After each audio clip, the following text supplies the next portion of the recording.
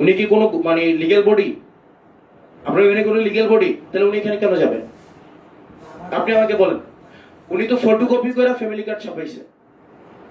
উনি ফটোকপি করছে না ফ্যামিলি কার্ডের? মানে বাটপাড়ির কি পরিমাণ একটা মানে লেভেল থাকে। উনি ফ্যামিলি কার্ডের ফটোকপি করে ফেলছে। টিসিবি কার্ড না, ওটা ফ্যামিলি কার্ডও করছে। আপনার কাছে মনে এটা আসে নাই। উনি ফটোকপি করছে। বিতরণ হয় নাই। আর উনি কি করছে?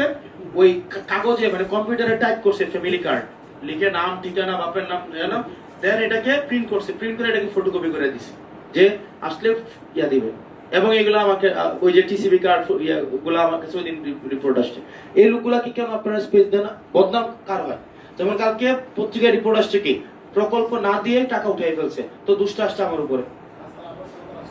মানে দুষ্ট আসছে আমার উপরে যে আমি প্রকল্প না দিয়ে হচ্ছে টাকা উঠাই ফেলতেছি।